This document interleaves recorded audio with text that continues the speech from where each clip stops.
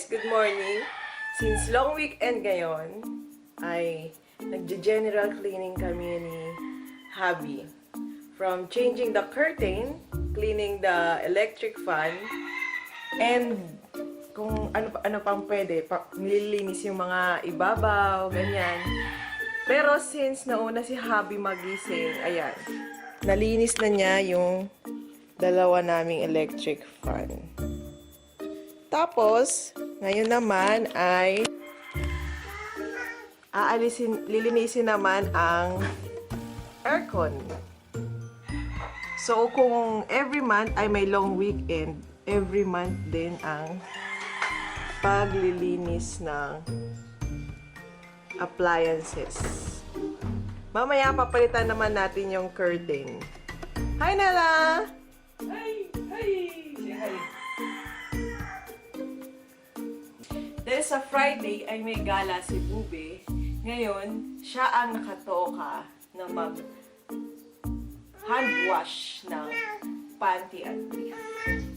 So ihihiwalay natin para sa kanya.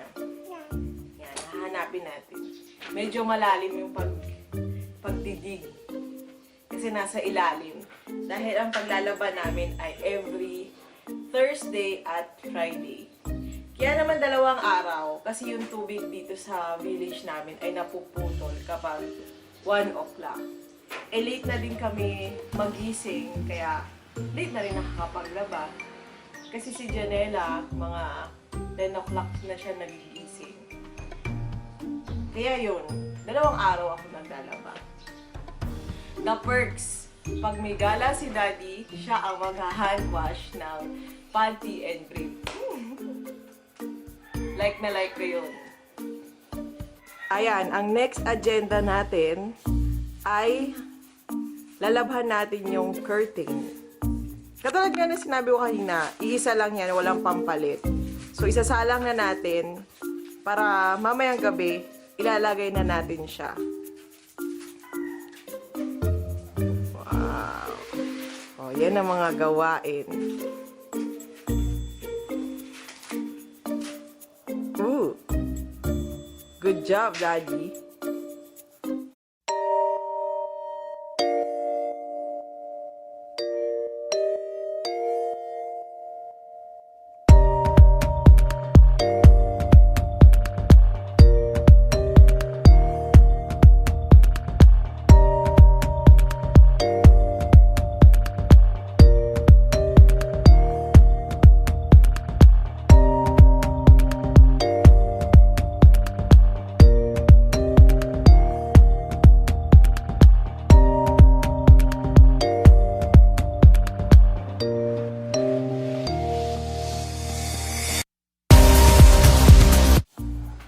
Ayan.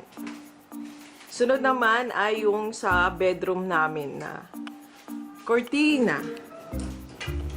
Pasensya na medyo madilim dahil hindi pa masyadong maganda yung quality ng camera. Bibalisin mo din yung pink, pati yung pink. Kaya naman meron ganyan. Kasi pampadilim din siya.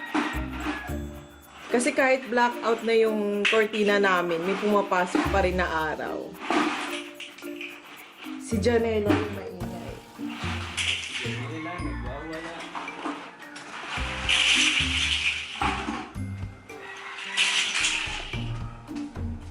Tapos, same color din yung pampalit. Kasi dati, dun sa kwarto namin, dun sa baba, 2 yung bintana. Yan din yung kortina namin. Uy! Ano? Meron ka? Bakit? Papaitek ko na.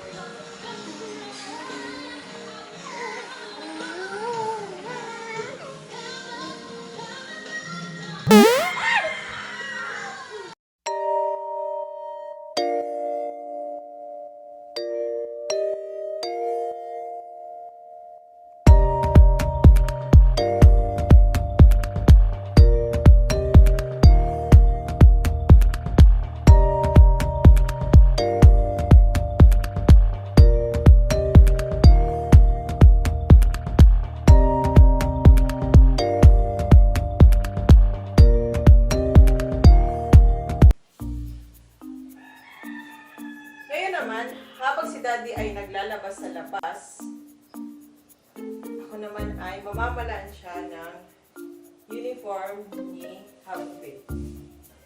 Pag dalawa kayo nagtutulong, mas magiging madali ang gawain. Pero sa usual day, ako talaga yung naglalaba. Since nagagala si Daddy, yun lang yung kapalit. Ito yung pangalawa kong vlog. So, susubukin natin kung kaya kong mag-vlog. And, parang gusto ko lang pampalipas ng oras. Kasi, stay at home mom lang ako. Then, gusto ko sana mag-home-based work, pero pangit pa kasi yung internet dito sa amin. So, kaya hindi ako makapag-home-based. Sabi na may papasok daw internet dito, which is yung Converge. So, kapag pumasok siya, na, pwede na mag-apply. Yung mag-a-apply, tapos apply kami ng for internet. Tapos, saan ako maghahanap ng home-based work? Kumbaga, ngayon kasi, medyo naiinip na ako. So, kaya, yung mga pwedeng i-vlog, i-vlog ko. Pero siguro sa ngayon, hindi ko pa kaya yung daily vlogs. Kasi hindi naman ako magaling mag-make-up. Or maging fashionista. Family vlog lang ang kaya natin. So ngayon, kaya ako nag-vlog ay pampalipas oras, bored. Kasi parang nawala na ako ganang manood ng mga Korean drama. Tapos hindi naman ako makapag-Netflix kasi ang bagal ng internet. Para lang ako makapanood, nagda-download ako sa gabi, tapos panonoorin ko sa umaga. Hanggang movie lang ako. Hindi pa ako makapag-series. Doon sa bahay namin sa Cavite, nakakapag-download ako doon. Na-download ako ng maraming Korean drama. Pero ngayon since ayoko muna manood, tsaka sawa pa ako. Wala ako sa mood manood. So ito muna, vlog, edit. Ito, ang ginagamit ko ay starch para ni-spray ko to sa barong. Pampatigas ng barong. Done! Ayan, start na ng long weekend duty ni Habube. Mag-aalis siya ng mga agiw, yung mga alikabok sa wall.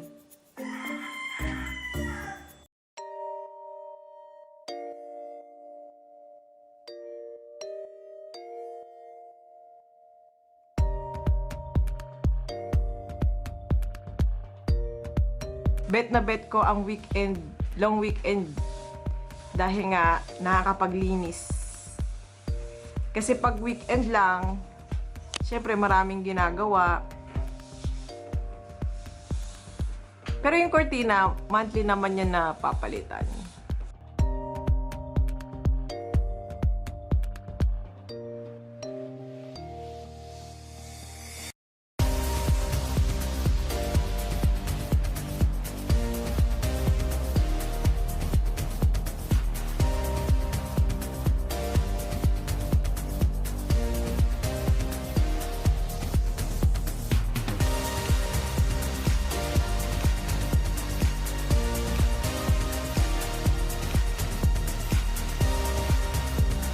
Ang aming mini living room.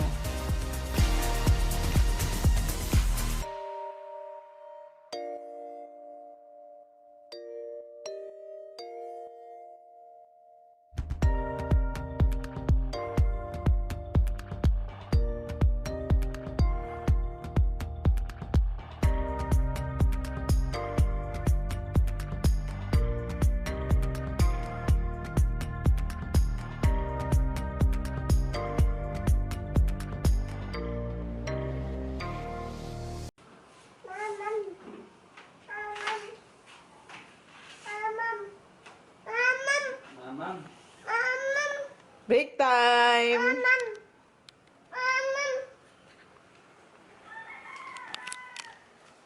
Mama.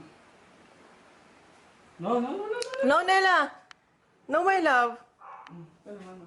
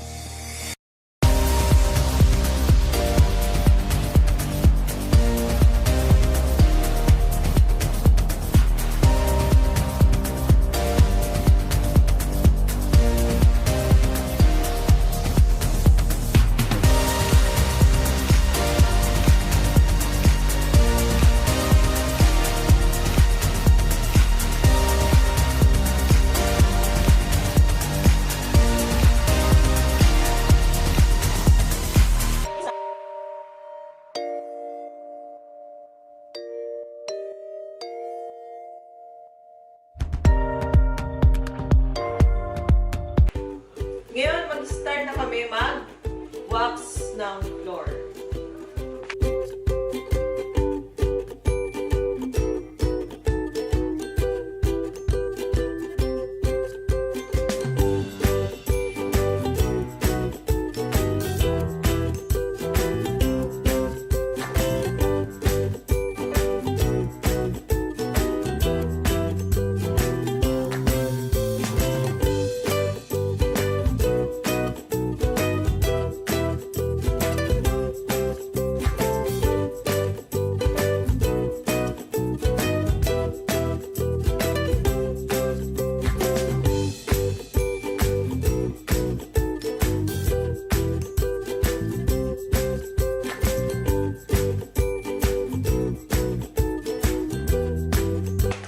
Papatuyuin muna natin sandali.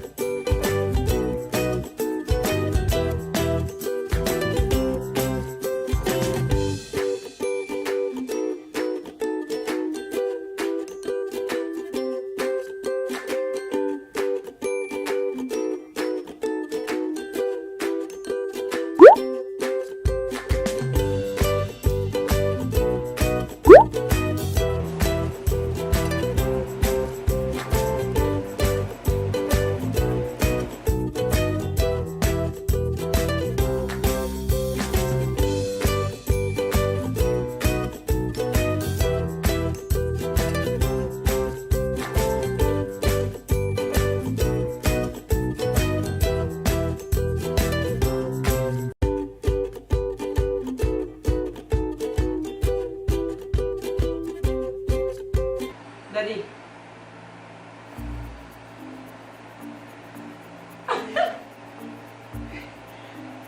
Now we are done. Susunod doon. Pero hindi na namin papakita.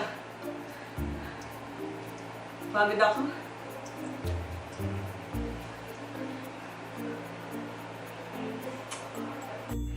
At dito nagtatapos ang ating second vlog. Ayan, nakabit na yung curtain dahil natuyo na siya. Nakaligo na din ako. Pati si Daddy nakaligo na rin. Nakapag-freshen up na. Napagod, pinagpawisan. Pero, kapag nakikita ko naman yung kwarto namin na napakalinis, sobrang worth it. Thumbs up.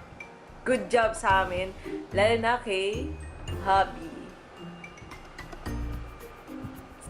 Dahil nagtulong kami para matapos ang general cleaning. See you on my next vlog. Bye!